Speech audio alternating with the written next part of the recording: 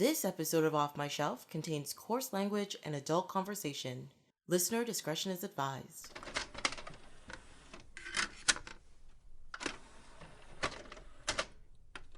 Hello, my name is Tracy James and welcome to Off My Shelf, a podcast about movies that are well off my shelf, where we go through my DVDs and talk about the movies in my collection.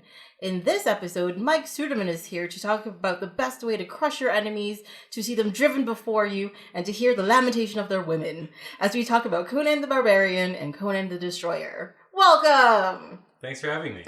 Thank you for being here. I know your knowledge on these topics is very high, so I thought, you'd be perfect for this episode. I don't know about that, but I'll make up for it in enthusiasm at least. What? So. You're not into strategic war moves and pillaging and such? Is that what we see in these movies? Strategy and war movies? Strategy is a very strong word, I would think. Definitely pillaging and thieving, murdering, randomness for sure. Strategy, no. I guess their strategy is beat people up. Okay, and then they do it. Yeah. There's a little bit of like subterfuge when they're like infiltrating things. Yes. Otherwise, yeah, it's more just charge. We have more people. Yeah, I mean, and also glorious man locks. Yes. Everybody is just woo. Yeah, including James Earl Jones, which always surprises me. And he's got like the weird bangs, I mean, was that? I know he was already supposed to be creepy, but was that just like a thing that was just making him just a little bit creepier? Probably. Probably? Yeah. All right. So, I don't know. I was kind of curious what brought this particular collection. It's the Adventure Collection or something? It's actually called The Complete Quest. The Complete Quest. Yes. Right. That came with both Conan the... I don't know why I had an adventure in my head, but that's the cartoon that went on. But this is Conan the Barbarian and Conan the Destroyer. Right. The two originals. Yes. Yeah, the two Schwarzeneggers. At some point in time in my life, I really liked these movies. Okay. Just like this, the mid to early 80s were very into this sort of quasi-medieval time period where there was sort of sorcery and magic, but people were just horrible to each other. Yep. So there's like this and Red Sonja and Dragon Slayer and all that type of mythical stuff, Yeah. And I was really into it for a while. And then I grew up, I guess, and then, I don't know, I looked back at it and I was like, why? Okay. Which is one of the reasons why I watched this, and I was like, why? Oh, yeah. Yeah, okay. So that was your experience, like, when was the last time you'd watched it, except for this podcast? Probably like 5 years ago. Okay. 4 or 5 years ago, for sure. Yeah. For sure. Yeah. So, there were definitely key moments in the movies I remembered, but the overall structure of the films, I was like, what is even happening right now? Right. So that was my biggest problem. There was a real, it's not even continuity, just general timeline issues of why are you here? What are you doing over there? What's that guy? Who's that supposed to be? Huh? Oh, okay. I don't know. Like, it just... No. Totally get it, right? Yeah, okay. You agree with me. Okay. So, I understand the point, but I will say I had not seen Conan the Destroyer before watching it for this. You've never seen it? I had never seen Conan the Destroyer. Oh, okay. But Conan the Barbarian, I watched a bunch and still genuinely love, unironically. I watched it again and I was just like, yeah, it still got it. I watched it maybe like 6 months ago, just on my own. Yeah, just for fun. Just for fun. Yeah. I come back to it. I genuinely adore Conan the Barbarian. This movie. I thoroughly have a soft spot for Schwarzenegger. I think anybody who likes any kind of action film has that spot for him. He's like, no, you got to be in Schwarzenegger at some level. Sure. Right? Yeah. It's a thing. So, like, that part I understand about this movie. Okay, but. Because specifically for this, you have to actually like look at it and analyze it and try to like understand it. I swear that movie was like 6 hours long. I'm like, why aren't you finishing? It's why so aren't you good. done? I just wanted to keep going. Like, it's so Yeah. I think my biggest problem, it took itself way too seriously. Yes, that's what I love about it. So seriously. And then I found out Oliver Stone was one of the writers of this movie. So on my I mean obviously he's the co-writer.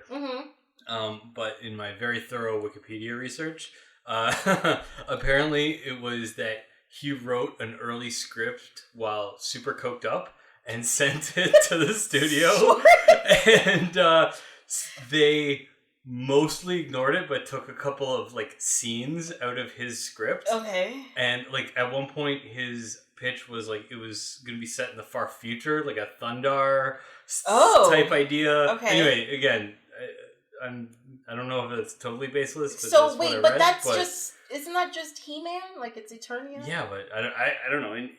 When he was writing it, probably 79 or something, was He-Man a thing? No, not yet. Yeah, it was on the cusp of becoming a thing, but it wasn't a thing yet. Maybe this is another conspiracy Oliver Stone needs to get on. Maybe. They stole He-Man from him. His ideas, for sure. No, oh my god. I should have rewatched that now that I think about it. Because, so Netflix has a show called The Toys That Made Us, and they talk about all the He-Man toys. Okay. Right? And it was that time period where toys came first, the show came after to sell the toys. Because Reagan had deregulated a lot of the children's media, so you were allowed to basically have a TV show that was just a commercial. You couldn't have that before. And then so once they did, they're like, well, we'll make some toys and then make a show about it. Yeah. But the thing about that, if I remember correctly, the company that made the He-Man toys had a model for another toy that was just defunct, and they're like, let's paint it this other thing. Oh, we have a tiger by the day. Okay, he's gonna ride a tiger. And they put it out, and then they made a TV show. So maybe that's all just a lie, and they just took Oliver Stone's script and came up with He-Man. I don't know. It could be somewhere the truth lies in the middle. I think it's just the time period. It's just the time period. We need to follow the money. That's all the JFK quotes that I know, other than "back into the left" is the only other quote I know. You know what? I've never watched JFK. Okay, I've mostly reenacted it for you. Oh, okay. Right, so no, it's like I think there's a director's cut that's 3 hours long or something. Okay. It's like, I don't know. Yeah. I don't know. There was just I never thought it was a bad movie. I didn't mind the actors who were in it or anything. It was just like, oh, okay.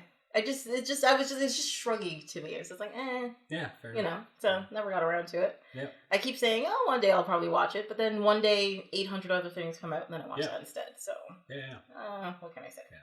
Yeah. Anyway, back to Conan. Conan, yes. But like Oliver Stone, yes, was like a co-writer, but also it's wait, I've got it here. John Milius. Milius. How do you pronounce it? Milius. Milius. Yeah, I'll go with Milius. Yeah. Yeah, and he so he's got like a ton of writing credits. He was a writer on Apocalypse Now. Mm-hmm. Also writer and director of the original Red Dawn, I think. Yep. And I saw something about Dirty Harry. Like, I don't know. He's my point is like he's a serious writer. Serious movies, and like I think he took this movie seriously, and he wanted to cast people that like didn't have name recognition yet, which is crazy to think that Schwarzenegger didn't have name recognition. Like, I think the biggest profile movie he'd been in was like Hercules of New York or something. Well, that was his first quote unquote English speaking role where he was like the lead. Yeah. But that's of course famously he was dubbed over. Yeah. Right? Because his accent was too strong. Right. But he then after that he did a whole bunch of like small he had roles in films, but he was never the main character.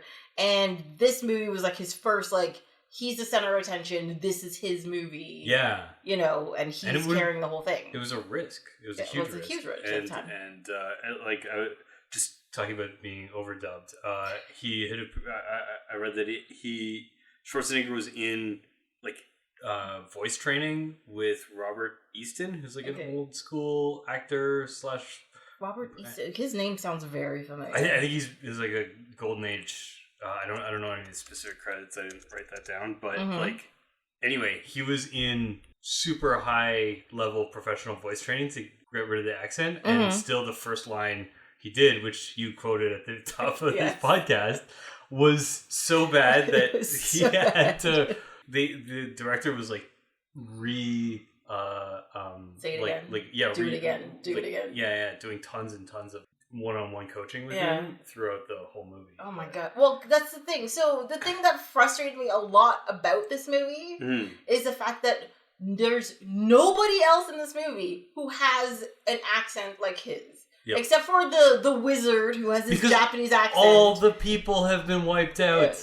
He grew up in a slave pit, not talking to anybody. His whole family, they're all dead. So technically he should have picked up the tones of the people that are around him who are speaking. You don't think it would be some sort of Creole collection of... You think everybody just spoke one language in those like weird gladiator pits? And he had a lot of like voice coaching there? No. I mean, look, all I can think of, this goes back to like, like How to Train Your Dragon? Yes. All of the adults have, their Scottish Gaelic accents or whatever. Really, they're not, but whatever. Sure. And then all the kids sound American, and you're just like, why is this? This is just weird. It's the same thing with this, where I'm just like, everybody they sound like American-y or whatever. And then he's like, I'm European. Where is this movie supposed to take place? I don't understand. In Hyboria. Why are you not paying attention? Yeah, in the land after the oceans swallowed Atlantis, but before what? It was before something. Yeah. Shit, I forgot. Yes, but yeah, it was an in-between time. I get it.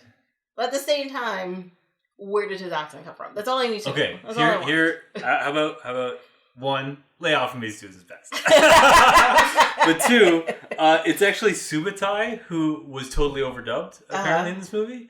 Which one's Subutai? Oh, the thief friend. archer. Okay, yes. Yeah. So apparently that totally makes sense. Actually. Yeah. He was some surfer dude. They hired. I looked him up on Wikipedia. He is most known for his he makes surfboards and also was in a couple of movies in the 80s. Oh my god. Really? Yeah. Okay. Yeah, okay. That all right. Yeah. Yeah. So he was not great. No. Jerry Lopez was the actor. But then I super loved Mako in it though. Yes. So every time this movie starts and it starts in on the voiceover introduction, as soon as it started, I was like, wait a second, I know this voice. Yeah. And I looked it up. I was like, I'm like, that sounds like Aku.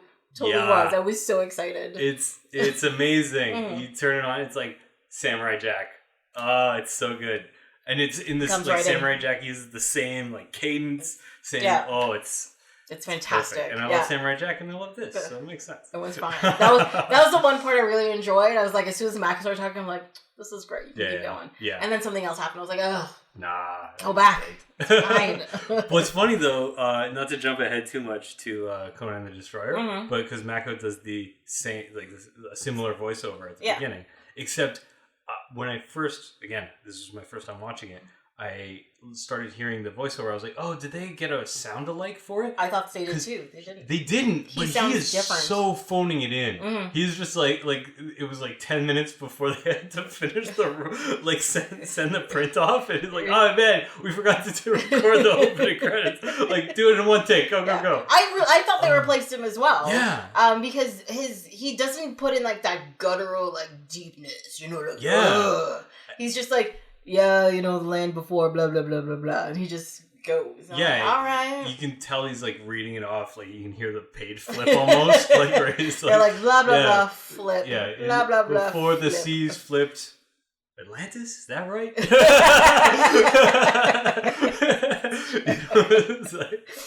Yeah. Yeah. I don't know. I was so disappointed that I didn't enjoy this movie as much as I thought it was going to. I think that's the reaction of most people. I think it's just me. I love how operatic it is, and part of that is how seriously it takes itself. It is so over the top it comes around to like it's a very big movie. Yeah, like it's very epic, you know. Yeah. Like, and it sweeps over like what 25 years or something, and goes to the mountains and it goes to the deserts and it goes up there, and there's gods and there's fires and there's morphing transformations and there's, you know, all of these things, but at the end I was just like, oh, okay. Yeah, it's like it is big, but like what I love, the other things I love about it are how little dialogue there is. It's so little dialogue. The visual storytelling, like so much of it is done with the visuals, right? Mm-hmm. So and voiceover a little bit. Yeah, the voiceover too, absolutely. Where it's just like, and then this happened, and this happened, especially during the opening montage in the first act, right, where Conan's growing up. It's like, but 30 minutes of no talking except for the voiceover. Yeah. His first line, Schwarzenegger's first line, the lamentation of their women line is 25 minutes in, but specifically the destruction of his village at the beginning, where like he doesn't say anything, like him as a kid doesn't say anything, his parents don't say anything. James Earl Jones doesn't say anything. Like, I think one of his lieutenants is like mumbling some random orders, like get them or something. Yeah, something like that. Yeah, but like it's totally silent. Where like James Earl Jones just shows up, takes off his helmet, and does the whole thing with his eyes. Yeah. And I also, just before coming to record this podcast, watched the 2011 Conan with Jason Momoa. Yeah. And it's the same exact same basic like thing at the beginning, where Conan's like living his little kid life, and then somebody comes in and wipes out his village and kills his parents.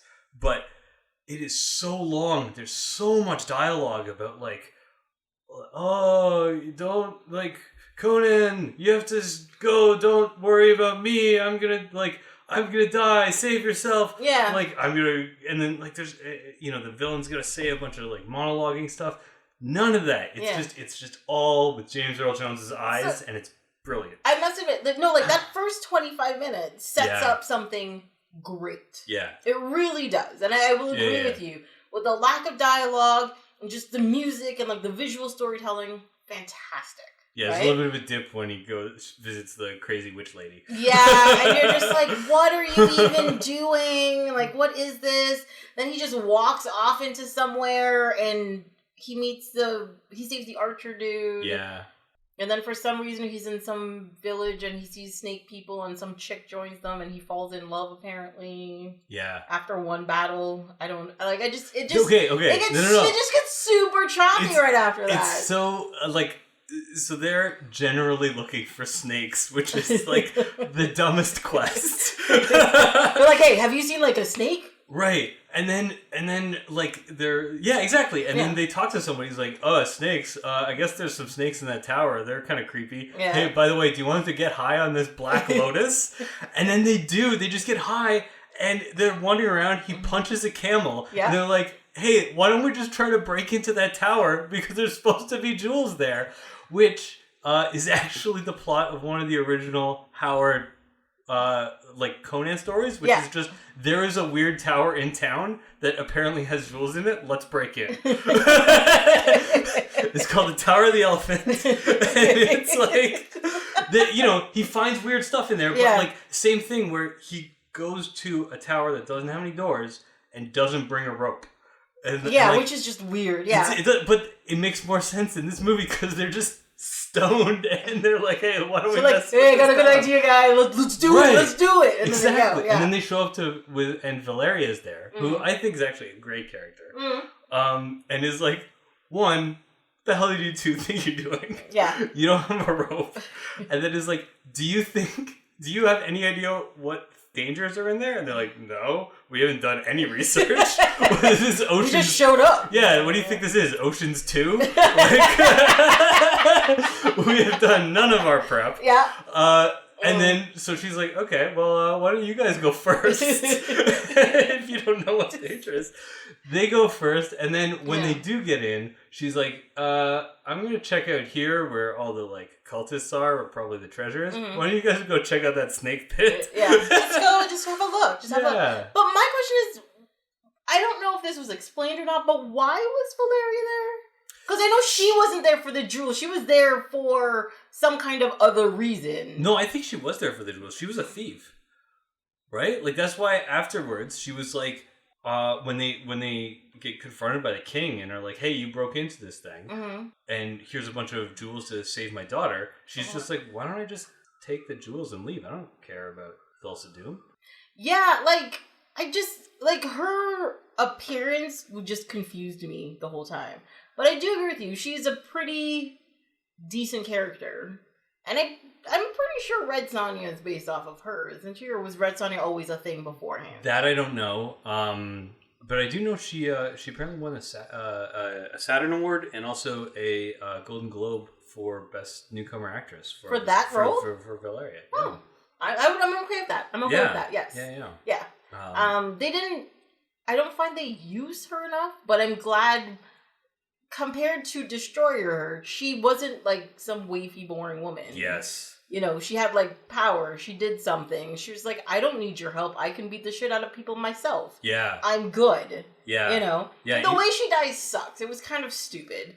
But at the same time, but then she comes back from the dead to murder people? That's rad. that was kind of awesome. That was kind of awesome. But yeah, my whole, that whole snake ceremony thing and... It's an open pit where people can see down. Yeah. You have a battle with this giant snake and nobody notices for some reason. Right. And you're just like, oh, okay. And that poor girl jumps into this pit and lands. She probably broke her leg. Yep. Not going to get eaten by a snake now. Yeah. What's she going to do with her life? I don't know. Exactly. Yeah. Probably develop gangrene and die. Most likely. But, well, and also, like... The cult is super weird because it's very seriously coded as like flower children hippies, where they're later when he goes to like track down Thulsa Doom's main place, like they're all young bearded dudes carrying flowers, and it's like it's 82, and they're like this movie's in 82, and it's like it's very like cult, like love cults hippie stuff coded there, and like you know. Specifically, I think he says that like they told the Conan to lay down his sword and return to the earth and be a like granola guy, and so it was like there's definitely elements of like pushing back. I don't know, at least when I watch it, it's like you can see that. I don't know if this was Oliver Stone's influence or whatever, but like pushing back against that kind of like.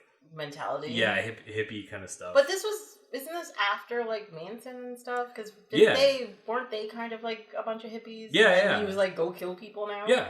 Which is kind of what this bad guy was doing. For sure. You know? No, but that's what I mean, is that it's like the whole cult is set up a little bit like to echo the Manson family, where it's like they're literally like stealing and brainwashing like kids like much, Patty Hearst, and like reprogramming them to like kill the status quo leaders. You know, like that. Those because even like the princess was like, no, you can't do this, he's the greatest person, blah blah blah, come save me, and she only realizes that she's doomed when the guy leaves her there to die. Exactly. Yeah, it's like a brainwashy cult. And the king that hires them to rescue his daughter is like, some other lord or king or something, his son joined up with them and then showed up later and like murdered him with this weird snake dagger, so sword thingy. Anyway, so it's just they definitely like, I don't know, playing around with that like Manson family kind of thing, which is it was uncomfortable. I found it very like ugh. No, it's supposed to be creepy. I mean, and it makes sense, but again, I really wish the pieces were connected slightly better. That's it. No, that's all I'm asking for. Like an actual through story, except for Conan's hanging out and will beat up people. Yeah, I mean, to me, I think that there is a through story, but I think it's like, not it's not going to appeal to everybody. But like, what I like about it is that it's a through story that is just about like Conan wants to kill Thulsa Doom. And that's it. And that's like just beginning to end. That's what it's looking for. And there's like he gets distracted along the way. The bit where he's too drunk and he just falls asleep over. in the soup is really good. Yeah. Mm-hmm. But like what I don't like about other movies like this, or even just Destroyer, is that suddenly there's like a prophecy and like a magic thing that they gotta go get, and then like... Oh, sorry, you're talking about the second movie then. Yeah, that's what I mean. It's like there's a lot more structure to that one. Yeah. Whereas the first movie is just like it's a personal story. There's no like outside forces that like no structure kind of imposed on it just to make it like... Well, that's the thing. Like I don't mind that. Like I don't need the like the extra stuff in the story. Right. I just wish it was better. I literally don't know how to describe it. Like I don't mind the pieces. The pieces are there. The pieces are fine. The fact that he gets distracted and goes on a side quest and for himself and is selfish and whatever, fine. Right. It doesn't matter. Yeah. Everything just seems so pointless and random and choppy that I'm just like, make it less choppy. Make it more evenly connected from point A, B, C, D, instead of like, it seems like it's point A to point D to point C to point E to point F to the egg, and you're just like, what are you doing? What are you doing here? You know? Yeah. No, I mean, his family gets killed by Thulsa Doom. Mm-hmm. He has a training montage. Then he starts looking for snakes, finds some snakes. Then they're like, go find the big snake. And then that's Thulsa Doom who you want to kill. Yeah. And then he goes and kills him. To me, it's a pretty clear through that's line. Clear, that's enough, you don't need any more. Yeah. Everything is fine. Yeah. Do you like him posing with his sword all the time? He's just like... Yes. Every time there's a battle, I'm like, why aren't you just hitting him? He's just posing with a sword. Yep. Go kill him now. And then they don't. Right. Yeah. But the important thing is 2 stood against many. Technically it was 3 because the wizard dude was still there, but whatever. Yeah, he was. I also don't covered understand. In pots and pans. I don't understand how he's a wizard and he doesn't really do anything. He resurrects Conan. Well, I mean, you prefer the wizard from the second movie where he like makes a weird hand gesture and just knows where they're supposed to walk to advance the plot. Yeah, isn't that what you're supposed to do? That's some good magic. Yeah, that was good magic. Yeah. Like he could make like lightning from the sky, or goblin monsters, or shoot lightning bolts, or energy bolts, or fireballs, or something. Hadouken, I don't know. Even Gandalf does do most of that stuff. Well, he does stuff with his staff and whatever. Thou shalt not pass. Yeah. Destroy the thing, so the thing fell. That was one thing, yeah. He does. He fights the other wizard dude as well. Right, yeah. But there's no lightning or like fireballs and stuff. It's like a telekinesis battle. What's wrong with... But he did... That's the thing. The other wizard doesn't even do telekinesis. Yeah. He doesn't do any of that. Right. We need more wizardy stuff. Have potions, Be more like Egg Chen.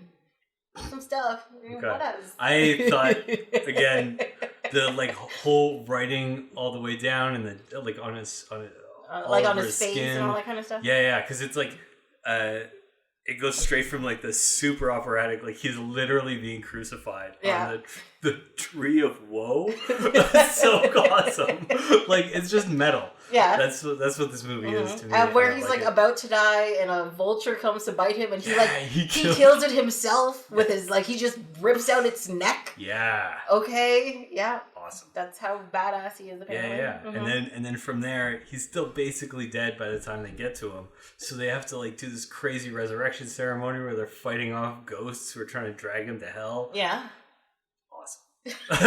That's some magic. So wait, in the new, do they have all of that stuff in the 2011 one? No. No, he doesn't almost die or anything. No, it's like you take out a lot of the operatic stuff, put in a lot more dialogue, and then put in maybe 2 teaspoons of Pirates of the Caribbean. That's kind of where we're at. Oh god. Except it's still rated R, but is it? Yeah. All right. Yeah, this one is rated R. This was rated R because he cuts off his head and throws it, Thulsa Doom's head, and throws it down the stairs. It's just actually, talking about cutting off people's head, the part where he's holding his mother's hand and Thulsa Doom turns around and cuts off her head, and he's just staring forward, and you just see the head fall off. Okay, that was very Oliver Stone. That was very intense. That was very mean. That was very horrific. Yeah. Yes, it was. Okay. Yeah. But also, that's also Dune thing where he's like, he's turning away. He does exactly the same thing he did to his mother, where he's like, he turns away, turns back around and chops off his head, and then just throws it at the people. It's like, here you go. Yes. Where's your god now? Yeah. It's so badass. Yeah. And all of them just like, I guess I'm done here. And they just walk away. Yeah. Into, like, nobody revolts, nobody cries, nobody does anything. They're just like, I guess. Yeah. Well, it's okay. Here's my theory about this. Okay. I'm gonna go on a little bit of tangent again. I love this movie. I read way too much into it. Okay. Because when Conan and Subutai first meet, the first thing they talk about is like, oh, why are you chained up here? It's like, because she was going to feed me to the wolves. But after that, they have one conversation, which is about what gods they believe in. Mm-hmm. And it's, gods don't show up in this movie, but they are talked about a lot, right? Yes. So like, Subutai talks about how he worships the four winds, and how they're great because they're the everlasting sky and they're above all other gods. And then like, Conan talks about Crom, and Crom is like, kind of a dick as a god, where he's like he doesn't listen to you, he doesn't do whatever. Yeah, all he does is judge you whether you're worthy when you die, and so like basically it's up to you to be better. And then just before the big fight at the end, he prays to Crom, and he's basically like, if you don't listen to me, I don't even care. But it'd be nice if you at least let me kill like Thulsa Doom. Yeah. I don't care if I die or not. And so like, to me, there's a through line of like, the gods will not help you, and magic. You gotta do shit for yourself. You gotta do shit for yourself. The magic, even the resurrection, is like, there's a life for a life. Valeria gives herself up in order to, like, bring Conan back, and so like, Thulsa Doom has set himself up as a god to these people, and when he is beheaded and thrown, and it's like, no, he's just a man like anybody else. The gods can't give you meaning, and it's like. That's why there is no big revolt. There is no whatever. They're just like, it's just like some crushing, guy. Okay. Yeah. And so there you can go a little bit back to the Manson family link as well, right? Whereas like Manson had all this like theology around his whole crazy nonsense, but he obviously was just some dude, right? And and it all fell apart as soon as he was captured. And exactly. all that kind of stuff. Yeah. Like there is no in the world of Conan. I guess what I'm saying is that like there is no god, and it's Conan himself doesn't really believe. It's not that there's no god; they don't believe in the worth of a god. Like you can't depend on one. Yeah, they're there exactly, but they don't care either. So, exactly. So you got to do it yourself. Yeah. So he's out there, and the only thing he believes in is metal. Is it or the sword? Yeah, the riddle of steel. Yes. Yeah. So I'm like, all right, I get that. Yeah. But I mean, Conan's been around since what, the 1930s? 1932. Yeah. So that was the first published story by Robert E. Howard. Yeah. Called The Phoenix on the Sword. I don't know if you've... I read it. I have never read any Conan stories. I've watched these two movies and the cartoon. Yeah. That's what I got. I've not seen the cartoon. I've read a few of the Howard stories. I haven't read all of them, and I haven't read any of the, like there's like a revival of, like, other people wrote Conan stories. Conan stories, and then now he's, like, a comic book guy. Yes. I think Marvel owns him now, but what's interesting is the first story, Phoenix on the Sword, is when he is the Emperor of Aquilonia, which is in that opening crawl. So, like, the first story is not him being, like, a wandering cool adventure. And all that kind of stuff. Wandering He's adventure. Already at the top. Yeah, and in fact, it's about he's been a ruler for a while, and people are starting to get fed up with him, and, like, there's a whole...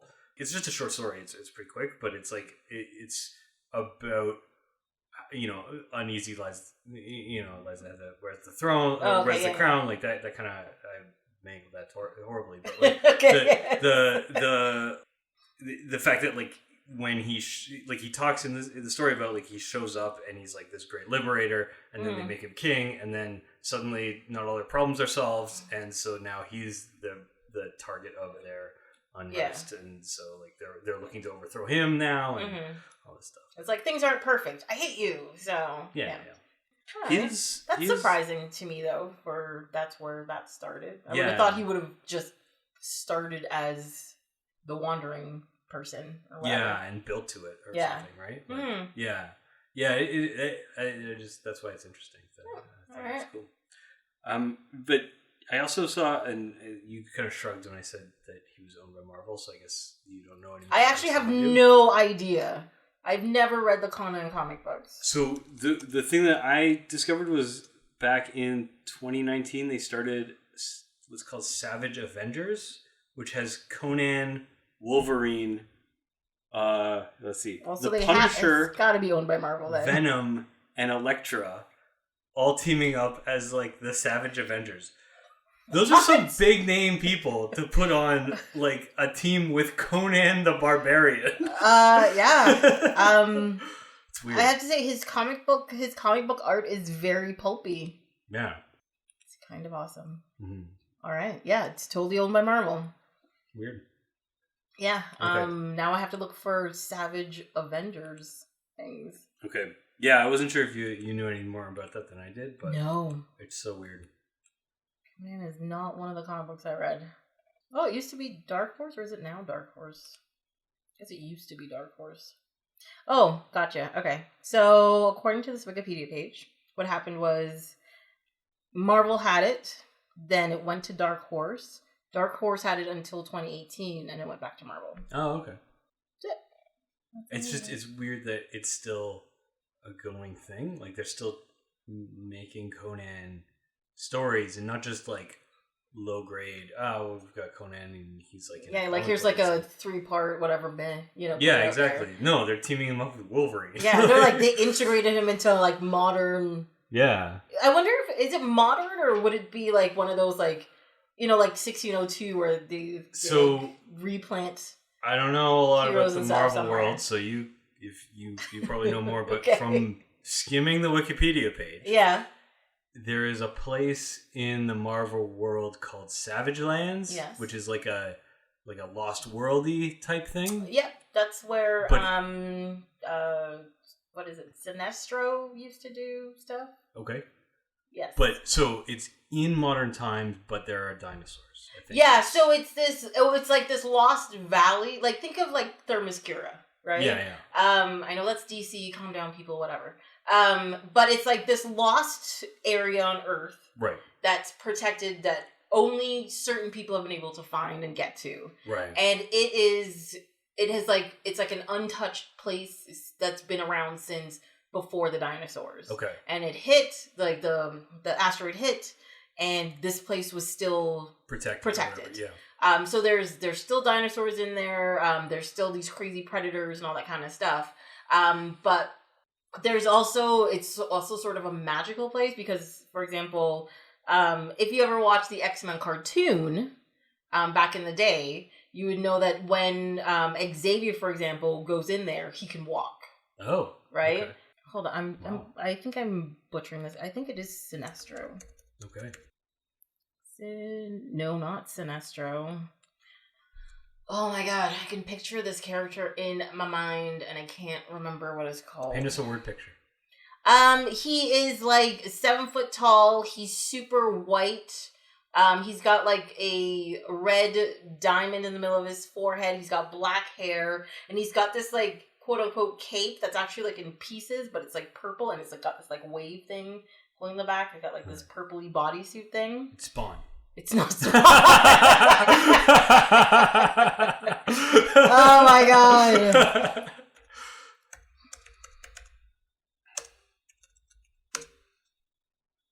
It's Sinister. It's not Sinestro. It's Sinister. His name's actually Sinister. There is somebody who's been yelling into their headphones Sinister! for like 10 minutes. Trying so he looks like this. Oh yeah. This guy. Well, that's like a much more like modern version of him. Okay, I wasn't that far off with that. No, you really weren't actually. But yeah, so he was actually like doing experiments on like other mutants and stuff. Right. In that, like he was hiding in there and doing all kinds of weird stuff. Okay. I'm getting all of this info from the cartoon. Yeah. I didn't read the comic books when he was like a main character in the comic books. Gotcha. Unfortunately, this was like just before I got into the comic books. Yeah. So what I read about the Conan and the Savage Avengers is that Conan somehow gets transported from Hyboria to the Savage Lands. Oh. So he is in modern times. But he's in there. In the Savage Lands. So he's like still fighting Conan-y kind of things. Mm-hmm. But they can drop in whoever they want from modern times, I guess. Oh, gotcha. Okay, yes. Yeah. Because the X-Men found it and they had to go in there and stop Sinister and they had to like do a bunch of stuff. Right. Yes. You gotta stop him. Yeah. I mean, it's right in the name. Nothing he's working on can be good. Exactly. It's Sinister. Yeah. Done. That's interesting. I kind of want to read like at least one of those to be like, how does this work exactly? Yeah. And just figure it out. Yeah, I think I read the summary on Wikipedia. I was like, okay, that's probably enough for me. But like, I see the broad strokes. I see what they're doing here. I wonder if it's like it's also. I wonder if it's like Savage Wolverine that's in it as well, because you know how there was a whole point in time. When did Wolverine 99 come out? So there was a whole storyline in the comic books with Wolverine where Magneto ripped out his adamantium, and because of it like triggered his mind and his body to like overheal, and he went savage is what happened, and he had to bring him back to be normal, quote unquote, again. So I wonder if like it's that version of him that's in this, or is it like something later, or I don't know. You'll have to find out. Report back. I got some comic books to hunt down and find. Yeah. So, anyways, back to Conan. Yeah, right, I found it very weird that Conan is like started in the 30s and is still somehow like keeps on trucking. You know? Yeah, he doesn't seem like a character to me that would keep on going. You know what I mean? I understand the classic superheroes like Superman and Batman, blah, blah, blah. They're easy to modernize and move and all that kind of stuff. Right. Whereas he's like, no, his whole purpose is to be a barbarian and to be this sort of, violent, quote unquote, savage individual. How are you going to put him in New York? Right. Like, it just... Yeah. Though I guess he's like a big enough archetype that you can kind of put him into a lot of different situations. Like again, it's still going to be violent. It's still going to be like, medievally or whatever it is. But it's like there's not a lot really defined about him that people need to know. So you can probably adapt it to whatever kind of. You need somebody wielding a sword in a story. It could probably be a Conan story. You know what I mean? Yeah, like, gotcha. You could just be like, we'll slap Conan on it, and suddenly it's got a bunch more name recognition than it's like, Well, because to me, like, if I think about it, if you modernize Conan, it's pretty much like the Punisher. Right. And Punisher's, got tons of stories. Instead of swords, he uses guns and his fists, and he avenges. Well, I shouldn't say avenge. He revenges things. Revenges. Yes. I gotta watch Venture Brothers again for the Revengeancers. Oh my god, I love that show so much. Yeah. It's so great. Oh wait, no, it's Metalocalypse as the Revengeancers. It's the Revenge Society in Venture Brothers, I think. Anyway. I don't know, there's a whole bunch of different names. Check. Watch this space. Yes. I can't wait till you get there. Watch the Venture Brothers, people. Just do it. Yeah. When I get to it, I'll explain all of it. That's fine. It's a V's. It'll be in 2033. Yes. Yep. You got a while to wait, but that means you have no excuse by then to not watch it. And there might actually be another season by then, which would blow my fucking mind. Yeah. You know what I'm saying? That'd be good. Yeah. Because they said they've been working on season, 6, 7? Because they were releasing like one episode here and like a few episodes there, so I've lost track of the like numbering. Yeah, I don't know. Because, technically this show's been being put out since 2003 or 4. Yeah, and in that whole time period, they've only had like 5 or 6 seasons because they're not getting... It's like continuous, the BBC like, Sherlock. Yeah, you're just like 3 episodes every 4 years. Thanks, guys. Yeah. This is frustrating to me. Yeah. But the stories are really good. I just have no idea where they're going with it anymore because they have built so much into their world and it's so hectic, it's so weird, there's so many characters, and every time I watch a new episode, I'm just like, I don't know where you got this from, but it's still good. Yeah. I'm fine with it. And I keep thinking it's gonna fall apart. It hasn't yet. I'm okay with this. Yeah. It's fine. I'm glad. Yes. That's good. Maybe that's why they're taking so long. They're like, no, these episodes have to be great. Yeah. Probably. Taking your time. Also, I think they have day jobs. Like, they couldn't, pay their bills releasing one episode every...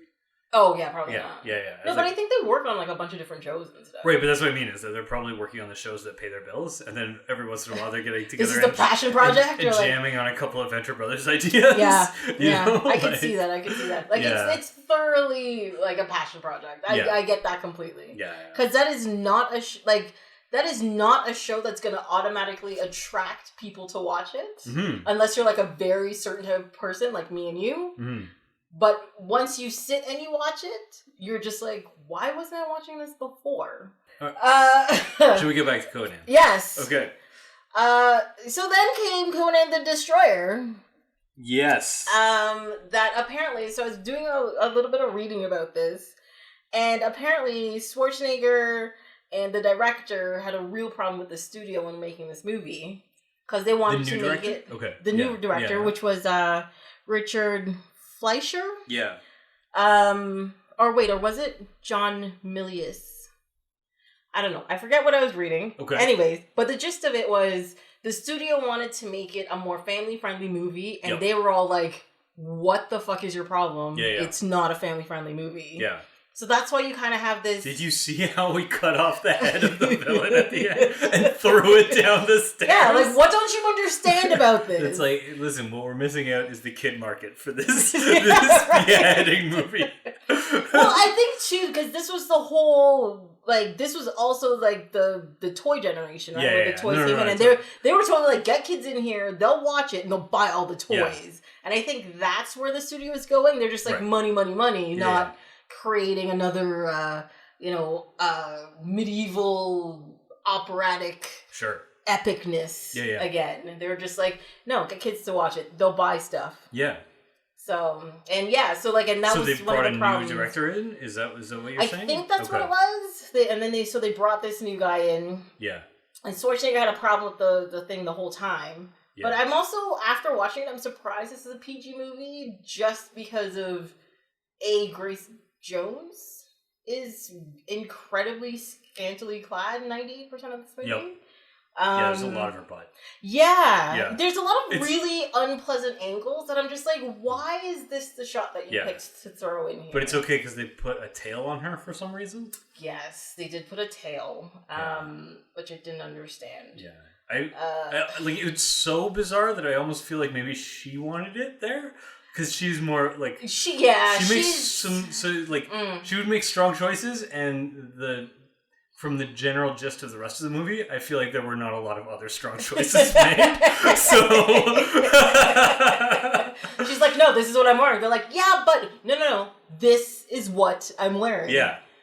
I mean, she is that kind of personality. Right. She is that kind of person. So now that I think about it, you're probably right. There's 100% speculation on my part. Yeah. I know I have nothing to back that up. But as soon as I saw it, I was like, why does she have a tail? Yeah, I don't. It's weird. Her whole outfit thing, like, because even like there's that part where she puts on her quote unquote helmet, and it's like a third of a helmet that's just in the front, and I'm like, why? But then she goes around starting to headbutt people, and I was like, oh, is that why? It's more of a headbutt cushion than an actual helmet. Yeah, it's not to protect you; it's to injure other people. It's to soften the impact on her skull when she goes around headbutting people at somebody else. Yeah, so I was like, all right.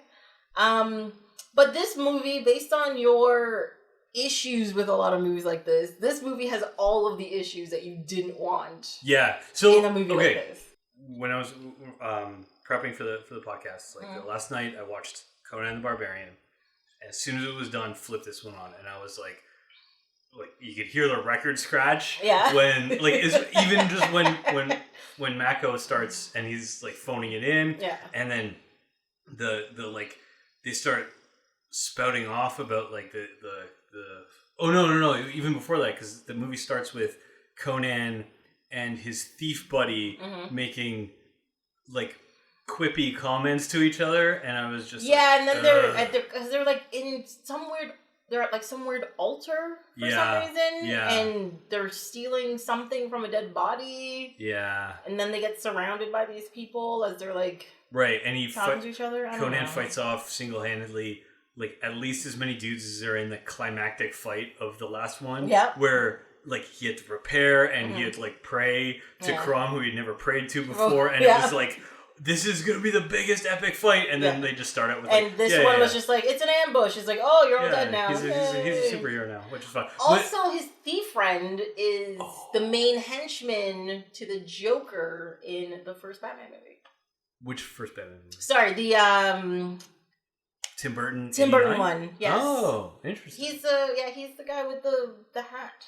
Interesting. Yes. Okay. Is he better in that? I mean, he has about the same amount of lines, but he usually just kind of shows up like, yeah, boss, okay, we'll do that, and he walks away. So okay. He's not trying to be funny like in this one? He's not funny. He's not funny and at all. And I know it's a lot the script, but... it just doesn't work in any way. Okay, so... But it actually makes a lot more sense... now that you talk about like they were angling for a toys thing, why they have this like weird like team assembly process aspect where like each person does maybe one thing. Like the thief does nothing until the very end where he's like, hey, I think there's a passageway under this waterfall. Yeah. Like that's his whole role in the movie. And then to have a weird sex education class impromptu. Yep. That's weird. Which is just odd. Okay. But that makes a lot more sense, though. Like, it's more frustrating because if they wanted to make money, and I know that, like the toy market is way different, way more money than like the box office, but like these two movies had the same budget, $16 to $18 million or something. Okay. Conan the Barbarian made $130 million at the box office, and this one made 30. So like $100 million because they made it a PG movie thing. Yeah. Anyway. Yeah. Frustrating. Didn't like it so much, but I came around to it a little bit. I woke up this morning. I was like, you know what? If I hadn't watched them back to back, if I'd watched Conan the Destroyer by itself, it would have been a really, really good episode of Hercules: the Legendary Journeys. You know, like really good. Like an episode you'd return to. Yes. Yeah. Okay. Yeah. Yeah. You know, like there's fun stuff going on. There's like a weird ice castle that explodes because they leave it for some reason. Yeah. There's like, you know, a monster at the end that is okay. It's weird. It's very weird. Yeah. But like I had to level set my expectations because like I said, really, really like the first one, and I like it for all the things that they were trying to iron out. Yeah, with this one. So I think on its own merits, it's alright. It actually is alright. Like I think one of my problems. So one thing I like about the second one, is the storytelling is technically better. It's more of a no. It's not. It's more A, B, C, D, E. Yeah. We have this purpose. We're doing these things for this reason, and then tell and then show. Because they're like, it's true. Because the queen is like, okay, here's what's gonna happen. You're gonna go to this. Like, I'm gonna hire you. You're gonna go to this castle and you're gonna find a gem. Then you're gonna go there and get the horn. And then they're like, okay, I accept the quest. And then she moves to the next room and she's like, haha, but I will then betray them. And then, like, she literally is like, she does it, hi everybody, here's the plot. just so you're following along. Yeah. But it just makes slightly more sense. Yes, it's very like on the nose the whole time. Like they could have definitely toned that kind of stuff down. Or re-edit it in such a way that it wasn't so like, ooh, you know. But at the same time, it just actually makes more sense from beginning to end. Still a lame story. It's a lame ass story. Yeah, no, I'm not denying I'm going to disagree because all of the motivation comes externally, right? Okay. Nothing the characters do really are because they want to do it, except maybe the princess wanting to bone Conan.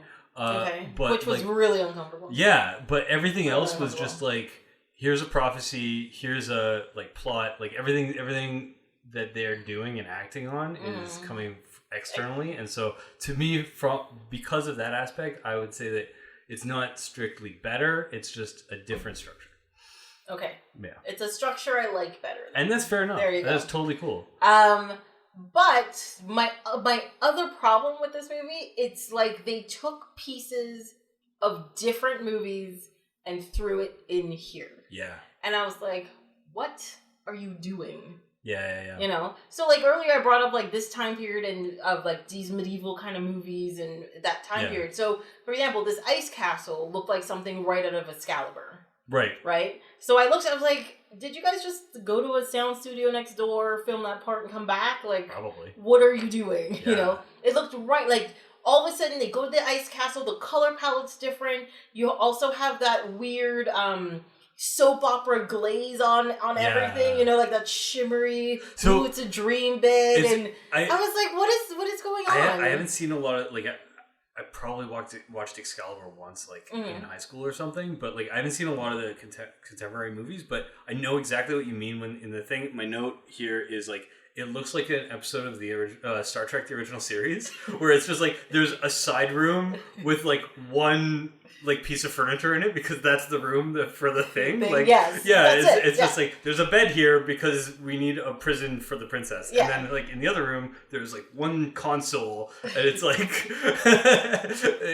like, I don't know. As far as I can tell, the castle consisted of a stairway, a room with mirrors, and a room with a bed. That's all that's in that whole castle. Oh my God. Yeah. So, but the thing is, nobody's come for that crystal for, 1,500 years, I think the wizard says in there? Because there's not been a person with that mark or whatever. Yeah. And so he just, like, stood in that shitty castle for 1,500 years doing nothing? Like, I don't... Just waiting. Just hanging out? Exactly. Thulsa Doom, active villain. He went out doing stuff. Exactly. You know? Yeah. Oh, sorry. If we can go back for 1 second, just because on your idea of different bits from different movies. Yeah. One of the things I noticed at the end of Conan the Barbarian, where James Earl Jones and, like, Conan are, like, facing off at the top of that temple, ziggurat, whatever, and Thulsa Doom's trying to convince him that, like, he should join, like, Conan should join with him, and he literally is like, I gave you your purpose in life. In many ways, I am your father. And I'm like, it is 2 years after Empire. And here is James Earl Jones trying to convince another plucky hero that he's a father. Anyway, sorry. I forgot about that. Yes, I thought exactly the same thing. I'm sorry it didn't come up more organically while we were talking about that other movie, but it was too hilarious not to... It's like, it's just like you just did it. Yeah. You know what you're doing, right? Right. Yeah. But anyway, back to Destroyer, I totally get it, where that to me feels a lot more like segmented, where, like you say, like it feels like they go to the ice world for the castle, you know, like in Mario or something, where they're like totally different color palette, different, like, probably shooting team. The music felt a little different as well, like, you know, it was a whole thing. Right. But you could see somebody selling that playset. So, yeah. And then so they go to the next place. Right, where the horn is. And they've got, like, that thing coming up. And it tell you the truth, it reminded me of Golden Child. Okay. I believe Golden Child came out... When did Golden Child come out? That's a question. Oh. Golden Child came out in 1986. Actually came out 2 years after. So maybe it's the other way around. Okay. But have you seen Golden Child? I don't think so, no. What? Okay. So Golden Child it's an Eddie Murphy movie. Okay. I know. But there's a part of it where he has to get, like, this magic dagger, and to do that he goes to some temple in Tibet or wherever. Right. And he goes through it, and within it there's a bunch of different obstacles he has to, like, get through, whatever. Right. And so he goes in, and there's a part with, like, this door thing, and there's fire. And I don't know why, just that scene with the frog mouth opening and the fire all around he's walking through it, I was like...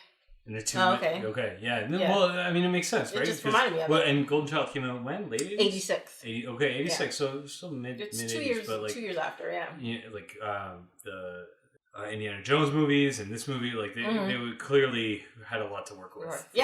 For if they were referencing back to things. So. Oh, now that I think about it, maybe it is more like Temple of Doom, or, like, Mola Ram goes into, like, the skull. Yeah. Maybe more like that. Yeah. Mm-hmm. But, yeah, and then the two wizards are, like, trying to close the monkey mouth or whatever it is. It's like, I don't know. Okay. So the wizard's a little bit more active in this one. He is, yes, he is. He does things, quote unquote. Yeah. And then we learn, but even before we get there, sorry, I was supposed to bring this up earlier. Okay. But when they're in the tower thing, Conan has to fight this monster in a red cape for some reason. And it has, like, a gorilla face. Yeah. I don't know. Is it the mirror monster? Yeah. Like he kills it by smashing the mirrors, yes. Right. And for some reason, I don't know why, the gorilla fur forgot its pectoral muscles for some reason, and I was just like, why? Yeah. Why is this the choice for the design here? This caped monkey has tits. It's weird. I was trying to be a little bit more, like, not so direct about it. Yeah, but it's weird. It's weird. It was very weird. And then also, you have a mirror monster that's kind of, like, mirrors are fragile. Yeah. Like, that seems like a really shitty way to die. Yeah, and they spent so long smashing those mirrors. Like, as soon as he figured it out, it's like, okay, I get it. Smash the mirror, beat the monster. Very cool. Yeah. Whatever. It's a twist. Then it's like 10 more minutes of him smashing mirrors. Yeah, exactly. It's like, how many mirrors are there? And then at the end, there's like some weird concerned, like, scene where they're like, oh god, are they going to smash... Is he going to smash the mirror and throw his sword at us or at the wizard? Yeah, because all he could have done is, even if he picked the wrong window, they see him. They could have just stepped aside, let the sword go through, give him a different sword, and he could have thrown out the other window and killed this guy. Yeah, so it doesn't... I don't know. Yeah. I found it all very odd. Yeah. So, I don't know. Yeah, and then they got this princess tagging along the whole time. Oh, she was so obnoxious. Yeah, it's not good. She was like, the thing is, at the beginning, you're told that she is prepared for this her whole life, but she is a useless human being. Yeah. She doesn't, besides picking up stuff, like she's going shopping, she doesn't do anything but bitch at people. Yeah. You're just like, why are you here? Like, cause... seriously, like, you're useless to us. Do something. If you've been training your whole life, show us something that you've trained for. Mm-hmm. And every 5 minutes, she's like yelling and screaming for her bodyguard, whoever that is, and whatever. Yeah. Played by Wilt Chamberlain. Yeah. Who's great. A little tidbit I found out is that apparently, because they have to ride a horse throughout the whole thing, they spent a ridiculous amount of time looking for a horse for him because he's so big. He'd get on a horse and his feet would touch the ground. They had a horse shipped in from Spain, a special horse shipped in from Spain to fit him. That's amazing. Yeah. Okay. Random things you find. Yeah, no, that's so cool. Yeah. No, yeah. Like he's probably one of my favorite things about the movie. Yeah. It's just he's super cool. He's just like there's a scene near the end where he's like done the betrayal and he's waiting in the queen's chambers and he's just like holding an axe and his like weird spiked ball mace thing. And it's just I don't know, it's really iconic, just like him standing there, like just he's formidable looking. And he knows what movie he's in. I think he's just like very cool. Mm-hmm. Also, he is. The internet says he was 7'1", 7'1". Yeah, I believe so. And so like Schwarzenegger, who is tall, like is like. There's a picture of them together on that set. Yeah, here it is. So they're on this set of Conan, and Andre the Giant shows up. Right, I have seen this photo. Oh yeah, it's amazing how tiny they make him look. Yeah, like it's ridiculous, and he is a large man. Yeah, you know. Yeah. And they make him look like a 5-year-old on vacation. Like it's ridiculous. Yeah. The fight between him and Schwarzenegger is really cool. It's really good, but I'm sorry, Conan would lose. I'm just saying. Probably. Yeah. Except Conan's pretty good. He's pretty good at fighting. He's pretty good at fighting. That's true. I don't know. When I think of stuff like that, like I think of all of those movies where you're just like, there's no way in hell this person could ever beat this person if it was like a real actual fight. You know, it's like Jet Li against I'm gonna forget his name now. In Lethal Weapon 4. Okay. Jet Li against oh my god, Mel Gibson. Mel Gibson's not going to win that fight. I don't care what anybody says. He's not going to win, right? Mm-hmm. I've seen 2 Fast and Furious movies. 2. One of them had The Rock against Vin Diesel. Vin Diesel is not going to win that fight. I'm sorry. He's going to fail. That's it. Doesn't he have the power of family on his side or something? I haven't seen it. I saw Hobbs and Shaw, which I loved. Yes, Hobbs and Shaw was excellent. Mm-hmm. It was the exact bit of nonsense that is just thoroughly enjoyable. Yep. You just gotta turn your brain off, look at people fight each other, shit blows up, there's a car being holding a helicopter from flying away for some reason. Fine. It's just great. Just watch it. It's good. But the rest of them, no need. It's fine. You don't need anything. Yeah. But yeah, I hate, but also love watching movies where these two characters that you know for sure one would win, not the other one, but you know the other one has to win just for the storytelling. Yeah. And I'm just like, how are they gonna do this? Yeah. How are they gonna make this happen? Yeah. Let's see. Yep. Yeah. And I mean, at the time, probably like Will Chamberlain had been an NBA star, and now he was mostly a producer. So like a middle-aged 7'1" guy who like still in great shape, obviously. But like Schwarzenegger's a little younger, a little sprier. I think it's possible that they could have had a real fight. But he wasn't. I don't even think Schwarzenegger was that young. I actually don't know how old he was. Because Schwarzenegger was born in 1948. Okay. And this was done in 1982. So mathematics, 84 for Destroyer, right? 82 was Conan the Barbarian. Oh, 84, yes. Yeah. So he was 36. Yeah, okay. He's not that young. Yeah, fair enough. How old is Will Chamberlain? No idea. Let's find out. I love the fact that I know the year Arnold Schwarzenegger was born off the top of my head. Like, that's weird. Weird. Do you think you could use that space for something else in your brain? You're crazy. Okay. He was born in 1936, so he's 12 years older. Yeah. Yeah, okay. So yeah, that makes sense, I guess. So he's like pushing 50 in this movie. Yeah. So and he does not look like it now that I think about it. Yeah. No. He looks good. He's clearly, I read something that mostly he was like doing producing and stuff. Like he was doing businessy stuff. So clearly was still in good enough shape to look like a huge fighter. Yeah, awesome. Menacing dude of some sort. Yeah, totally. But that's a classic like action movie thing, right? Where somebody who looks more serious, more like more formidable. Yeah, and then our plucky hero defeats him. Yeah, because even if they're the underdog, man, they're gonna win. They've got heart. Yeah, they've got people behind them. Exactly. Yes. Yeah. Plot points. Yay. Right. But yes.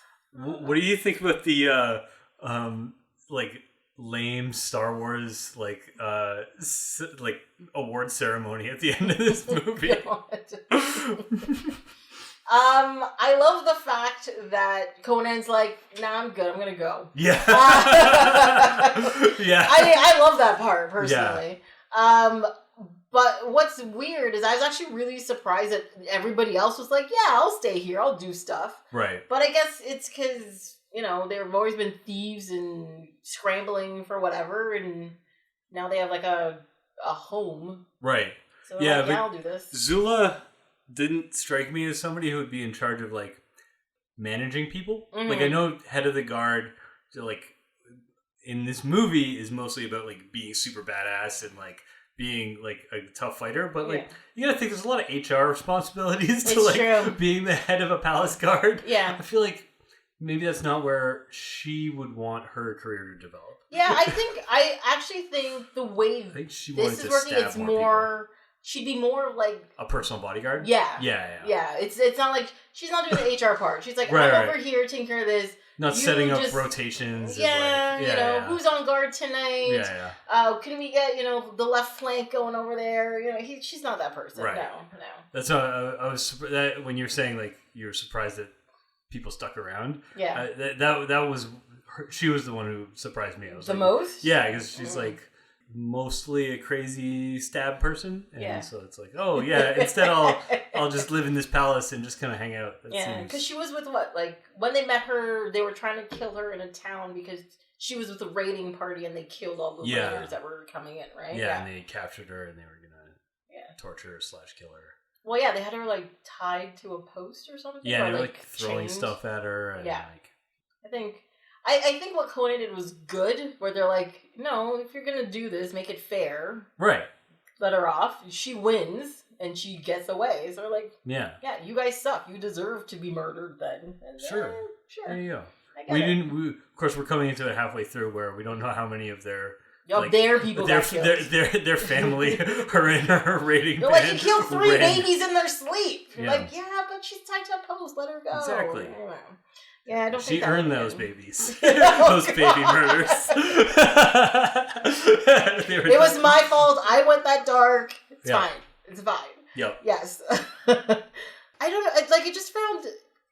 It was just so lame. Like, you felt the PG-ness of this movie. For sure. You're just like, no, we can't do something here because it's inappropriate. But surprisingly, they kept the whole, like, do you think he's hot? Will he have me? How do I have him? Conversation.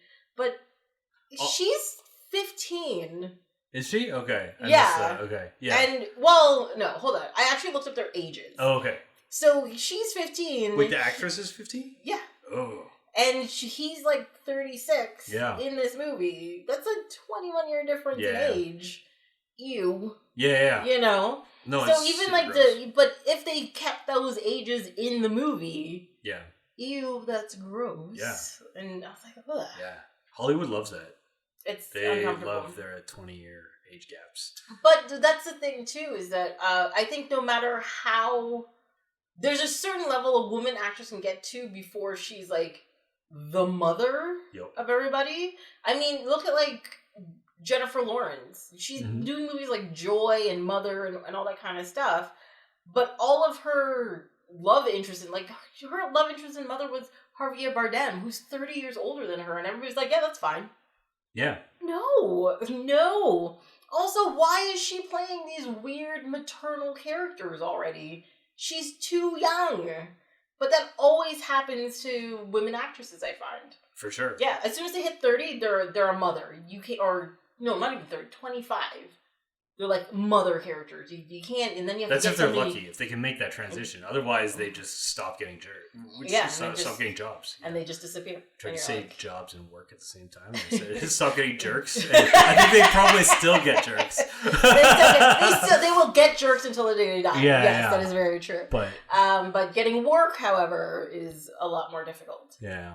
So, I mean, I'm not surprised, but at the same time, it makes me very uncomfortable on a regular basis. Yeah, it should, because it's super uncomfortable and weird. And especially when she actually looks that young, too. Like, she looks like a child. And her whole character in the thing is she's a, like, sheltered princess. Mm-hmm. Now, in a little bit of to the movie's credit, Conan is, like, not there for it. Like, he doesn't like any of it, It does almost, like, as much as any of these people are actual characters instead of just action figures to be. Mm-hmm. But, like, having a teenager being like, ooh, he's like having a crush on somebody that's older, and like at least he didn't reciprocate really. Yes. So like you could kind of see that happening where it's like this is the first time she's been out of the castle. Apparently it's the first like real man she's ever met except for the bodyguard. Except for Bombada, who I mean that hurts. Like, well, I mean, he's like, hey, he's like, oh no, I'm kidding, you know. But still, she's like, yeah, I'm kidding, but she still means it. It still cuts. Still cuts to the bone. Like, ouch. And then he's like, I can't wait to sacrifice this bitch. Because at first he's probably just like, but I've taken care of her since she was a small child. And then she's just like, die, bitch, die. Yeah. It's fine. It's fine. Yeah, it was that moment where he was like, I'm going to go through with this queen's plan. They're like, there's a reason this is happening. You did it to yourself. Yeah. Let's go. Yeah. See, we're finding layers. I thought it was just kind of a cheap, crummy movie that they threw together quickly. No. There's so many, there's interplay, there's growth of characters, there's comedy, quote unquote. Oh God. It's so bad. Rich inner lives of each of these characters. Sure. We're gonna go sure. Then there's like the evil queen who's... They never really actually explain why resurrecting this god is gonna be such a great thing. Yeah, it's weird. Like it's gonna lead them, give them power or something? I don't know. I'm assuming so. It's usually something about power or somewhere. Right. About something. But also, it's like the horn makes more sense when you know that it's going to turn into a crazy like monster. Yeah, I thought it was just going to turn into some sexy dude who reclines. Like, I don't know. Right, but with a horn in the middle of his head, which doesn't make sense. Like, it only makes sense when you know the ritual is going to fail, and then they've already like created the monster makeup. So they're like, I don't know, it's just a sexy reclining dude. Make sure there's a horn on his head somewhere so that it matches the thing that the thing that we made. Right? Yeah. It's because they probably gave it to like a bunch of like we're looking for a monster with a like just something cool. They're like, oh, how about this with the horn? Yeah. Perfect. But the statue is of a dude. Not gonna work. Yeah. Well, just he melts or something. It's fine. It's fine. Yes. He was pretty gooey at the end. That monster. Yeah. Actually, the scene where they like ripped the horn out of the monster's head was kind of because they made it very squishy sounding. Yeah. That part I didn't enjoy. That was a little too visceral for my liking. Yeah. Mm-hmm. But that's okay because it's a monster, so they can still have it in a PG movie. Yes, it's fine. Horrible. And its blood was green. Yeah. Okay. Yes. Things like that. It's acceptable. Yep. Yeah. And then how did the crazy queen the monster was going nuts and she got stabbed by the horn, right? Yeah. Okay. Yeah. Okay. And it's I don't know. To me it's very surprising that the princess was there. They're going through the ritual. She just like puts her neck up to be cut and I'm like, but was she in like a trance or was she told it was something else? Yeah. Because then after, as soon as it turns into a monster, she's freaking out. But up until that point, she's just like, yeah, sure, this is what I'm supposed to do, I guess. Right, yeah. In the first movie, there's very coded, like, trances all the time. Like, it's all about mind control. But yeah, this one just kind of comes out of left field where they're just like, everybody's in a fully lit room being like, okay, so we're going to murder you now. And she's like, okay. Yeah. Yeah. And you're just like, oh. Is she okay? Like, is this fine? Is this what's supposed to happen? Right. I love the wizard just leaning in and be like, as soon as the statue starts getting up, kill your daughter. And the queen's like, yeah! But it's her niece. Gotcha. Oh, niece. Which I also didn't understand, because does that mean, did the queen kill her parents? Or her parents somewhere else? Are her parents going to show up later and be like, hey, where's my daughter after her daughter's dead? So there was supposed to be a third movie, and they did not make it. Oh, maybe that explained all that stuff? Yeah. I doubt it. Probably not. I doubt it. Probably it's good because that Conan wouldn't have been there. He would have been on a different adventure. Exactly. You know, so I wonder what that one would have been called. At one point it was Conan the Conqueror, I think. Oh, yes. Yeah. That makes sense. That does. Why have I heard that before? It actually has been in the news relatively recently because they've been like, I don't know, there's some kind of scripts kicking around. What? I may be conflating the two stories, but there's apparently a Conan the Conqueror Kickstarter. Yeah. Oh no, that's a game. Okay. These are all games. Just a second. Let's see if I can. Oh, it's okay. Here. MovieWeb.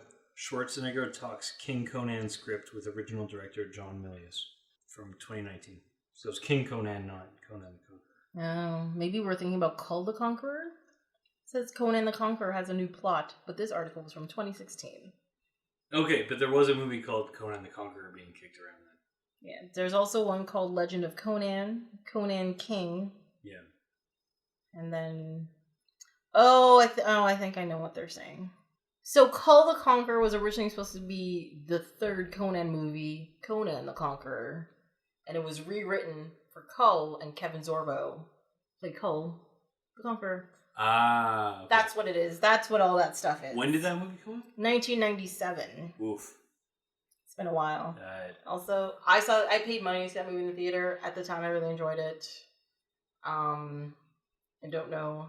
It's probably aged horribly. Do you own it? Is it going to come up on the... It is not. On the podcast? No, okay. It is not, unfortunately. Yeah. But yeah. I still remember being all excited. I'm like, I'm gonna go see this movie in the theater, and I don't.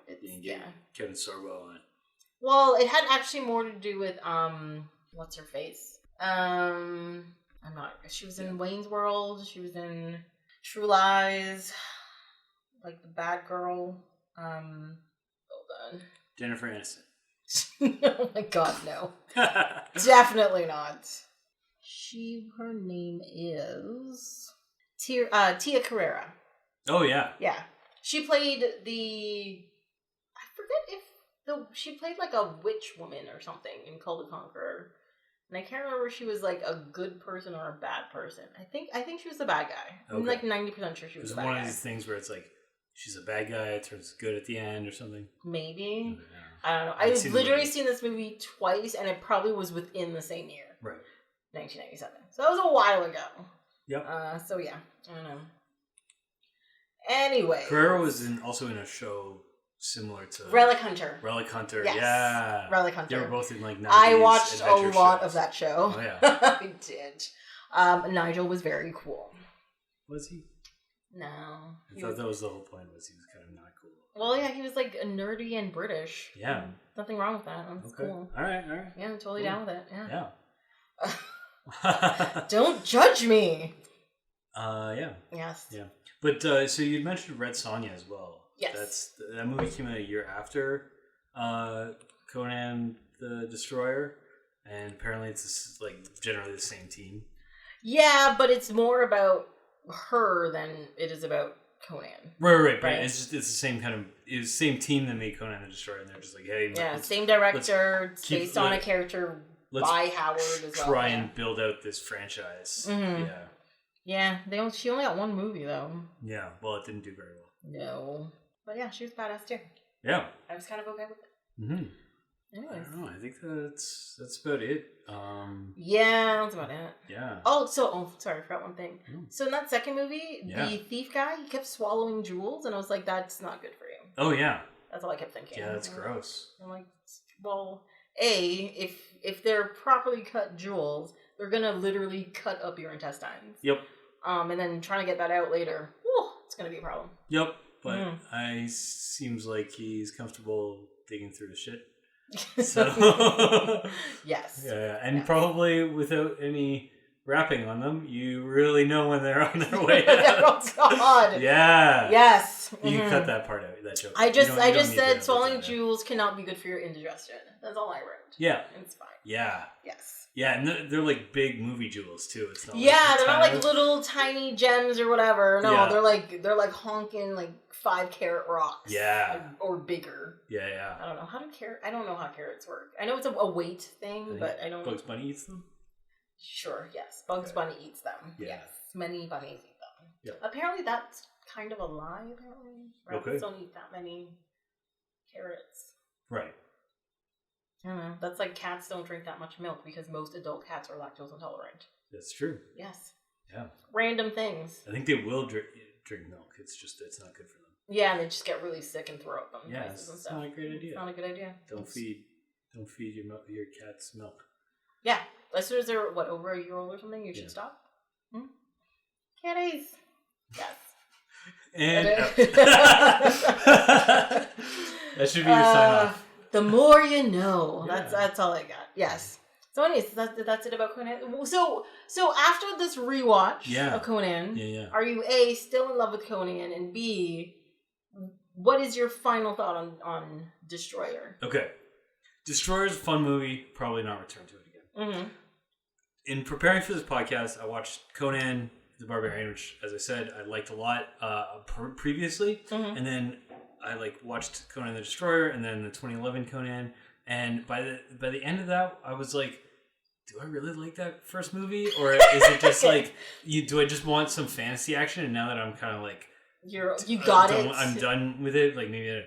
So I restarted the first movie this morning. Yeah. And I was like, no, it's still great. I got about halfway through before I came over. I was like, no, okay. Yeah. So what you're saying is the other two movies will destroy your love for the first one. No, they won't destroy my love for it. It's that I had to check to make sure they hadn't. Okay, good. Okay. Yeah, so the first one is, I think, because it's, this weird thing that people made, and it's just of its time, and it's, all the warts and all the flaws and everything. I love it exactly as it is, so I'll probably keep going back to it. Yeah. The rest of them, I think, are just part of, a regular adventure movie continuum. So there's nothing special about it. Exactly. That I could get that anywhere, but I can't get James Earl Jones just looking at me like he's gonna murder me in any other movie. Well, he looked like that at everybody, so it's great. Yeah, he really did do it. Those eyes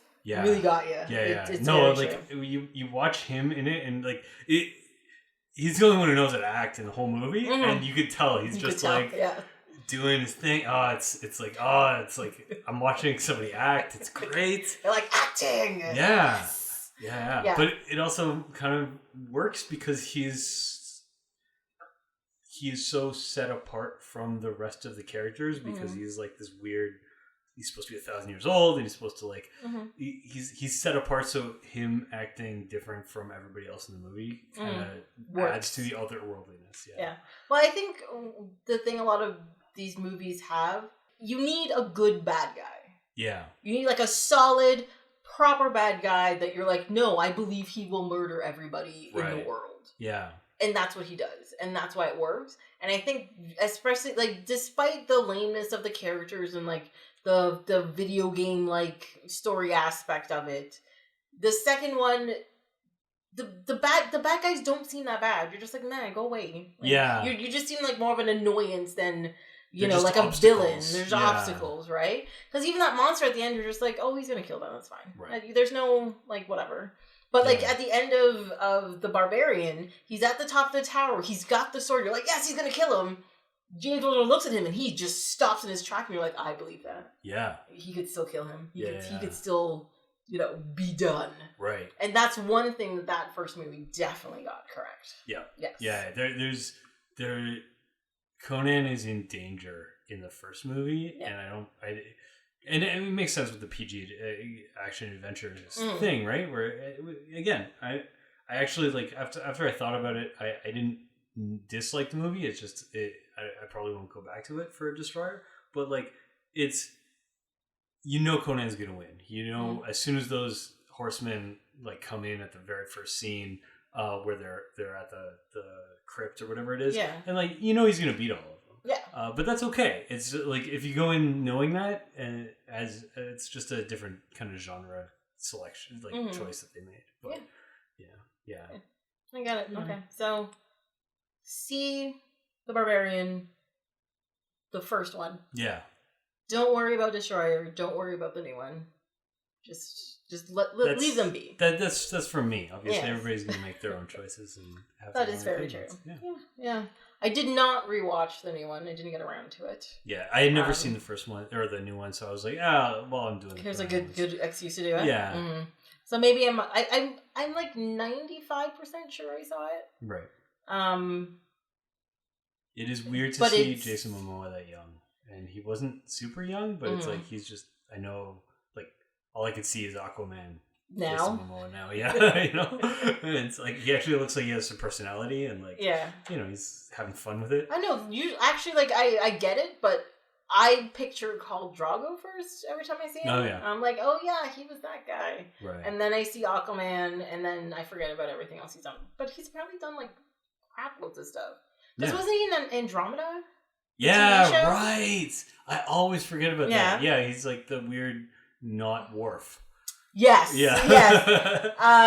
And it's connection to Kevin Sorbo, called the Conqueror, back to Conan. Oh my god. There we go. That's the other thing. Who's the Star Trek connection? Gotta bring it up from my man Sean. I didn't actually look. Oh. You're gonna think about it as soon as you turn the podcast off. I totally will, and I'll be like, "Oh my god, Star Trek this." Yep. And because it was Andy Dick from the last one, right? It was Andy Dick. Yeah. And I was really pissed off. Yeah. I didn't get that one right away because I was like, oh yeah, Andy Dick was in this episode, and then I remembered the whole episode beginning to end, right? And I was like, why didn't that come to me at that point in time? It was when Andy Dick there was a transporter accident, and his DNA was crossed with a sheep, and he was Mr. Sheepman for that episode. Is that it was totally that episode. Do I have that right? You have that correct. Okay. Yes, yeah, yes, it was. That's my favorite Voyager episode. Yes. Yeah. There's somebody yelling into this podcast right now, going, "What is he talking about? It's this one." Yeah. It's fine. This is part of the Off My Shelf Extended Universe, where we're calling back to the Clone High episode. Oh my god. Hold on. I'm trying to picture people in my head. So you got, it's definitely not Schwarzenegger. It's definitely not James Earl Jones. It's not Will Chamberlain. I actually think it might be the princess in the second movie. Really? I actually do have a feeling. If she was 15 in 84, then she probably would have been like an actual appropriate age to show up in TNG or something. Yes. She was in an episode of Star Trek The Next Generation. There we go. Which one? Boom. She was Amanda Rogers, True Q. So, I remember this episode. So, that's the episode where this girl from Earth or whatever, she came to this ship because of a quote-unquote scholarship type of thing. Okay. So, she won this contest to have this experience, and then Q shows up. Okay. So Q is like, no, she's actually the daughter of Q entities. We need to take her away from here. Okay. And she's like, no, this is what I want to do. Wait, she's also a princess? Well, no, okay. She's a Q princess? Sort of, yeah. Okay. So she's the daughter of two Qs who left, quote unquote, left the continuum and went away and had like a normal life. Okay. And they had a child together, but the continuum found them and they killed the parents. But she managed to murdered live. The parents? Yeah, Whoa. they like got her. Qs are serious. Qs are but this is not the first time they've done that in the show. And so he found like Q tracks her, finds her, or whatever, because she's on the Enterprise. Of course, he's going to show up. Right. And he's like, look, if you can manage not to use your powers for like I think it's a day or 2 days or whatever, then fine, we'll make you human and you can be human. Okay. But then of course Q does all of these horrible things, like there's like a space station, they're by a space station above a planet and the thing starts to crash and they, and all that kind of stuff. And she's like, I can't let this happen. And she saves them. So then she's like, at the end, she's like, fine, I'll come with you to the continuum. Whatever. Fine, I'll be an all-knowing, immortal god instead of a student who won an award. Well, because up until that point, she didn't realize what she was. And she'd be like, oh, like, they show like a part where she's like in her like quarters, and she's like sad about something, and she's like, oh, I miss puppies, and then puppies just start appearing in her place, and they're like, what the fuck, where'd all these puppies come from? It's one of those things. Gotcha. But yes, that's like see, triple. There is. That's awesome. Yeah. Well see, just done. give me a minute. Let me think about it. I will find these connections. They're there. That's really good. Everybody's been in Star Trek. I know. But it is really funny that she's also a princess, or some kind of. Well, her name is Amanda Rogers. She's just a person, right? But she is. A girl who has like surprise mystical powers again, like mystical parents who like it's very tropey to be like, oh, she's just a regular girl, and then it turns out her parents were actually magical or whatever, and she's got this whole other life that it's true actually she can be whisked away to. Yeah, it's true. So yeah, that was actually surprisingly easy for me to remember. There you go. Okay. Awesome. I did it! Nicely done. Star Trek. Yeah. The funny thing is I've been actively trying not to bring up Star Trek because I thought it was like overpowering everything on the podcast. No, Marvel did that this time. Oh, Marvel did that again. So true. Yeah. But yeah, everybody else now expects it and they're just like, ooh, where's the Star Trek connection? I'm like, okay, I'm just going to go with this. Yeah. This is fine. It's a segment now. It's a segment, It's part of your podcast structure. Star Trek connection. Yeah. Start making like theme song parts to it. Definitely need a little sting, like an audio sting. It's time for Star Trek connection. So we found these many connections in this. Exactly. Yeah. Exactly. Fantastic. Yeah. But yeah, so Star Trek connection part done. Okay, yeah. Good. We did it. Yeah. I guess that's it. That's all I have. I really enjoyed it, and I liked talking through this this movie with you. It's good because I knew I was going to come in like liking it more than pretty much everybody else in the world. But it was no, but I totally understand why you liked it, and I totally understand why most people wouldn't. But it's just scratches a very specific thing in my brain. Yeah, you're just like, yeah, there it is. Yeah, I totally get it. Yeah. All right. Well, still, thank you for being here, for doing this again. Happy to do it. Yay. Yeah. We'll get you back, of course, another time, because you seem to enjoy showing up here and nerding out I love hearing the sound of my own voice. So. Well, this is the place for you. Yeah. Yeah. Well, that's it for this episode of Off My Shelf. Until next time, you can follow along on Instagram and Twitter at ohmyshelf, or you can send an email to ohmyshelf@gmail.com. On the next episode, we'll be talking about Constantine and a Crouching Tiger, Hidden Dragon. Hope you'll be here to listen.